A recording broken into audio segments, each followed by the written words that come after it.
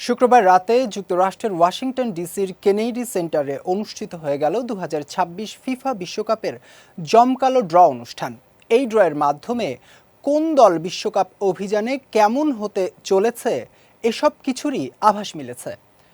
আগামী বছর জুনে যুক্তরাষ্ট্র, মেক্সিকো ও কানাডায় এই যৌথ আয়োজনে প্রথমবারের মতো 48 দল নিয়ে অনুষ্ঠিত হবে ফিফা বিশ্বকাপ। তার ঠিক 188 দিন আগে সম্পন্ন হলো এই ড্র অনুষ্ঠান, যেখানে লিওনেল মেসির আর্জেন্টিনা পড়েছে জে গ্রুপে। সেখানে তাদের প্রতিপক্ষ অস্ট্রিয়া, আলজেরিয়া ও জর্ডান।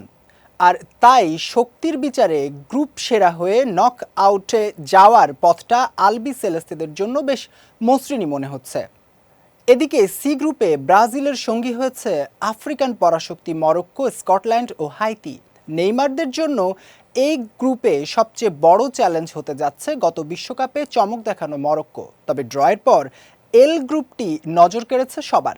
সেখানে ইংল্যান্ডের সঙ্গে রয়েছে 2018 বিশ্বকাপের রানার্স আপ ক্রোয়েশিয়া, আফ্রিকার শক্তিশালী দল ঘানা এবং পানামা।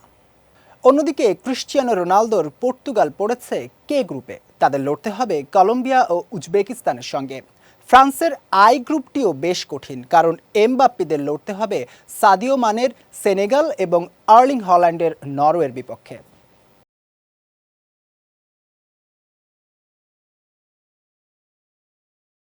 আর জার্মানি ই গ্রুপে পেয়েছে ইকুয়েডর ও আইভরি কোস্টকে।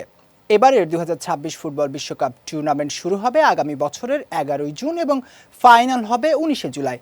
সব মিলিয়ে উত্তর আমেরিকার 3 দেশের এই যৌথ আয়োজন ফুটবলের বৈশ্বিক বিস্তৃতি, দর্শক সংখ্যা এবং সাংস্কৃতিক বৈচিত্র্যকে নতুন মাত্রা দেবে, এমনটাই আশা ফুটবল প্রেমীদের।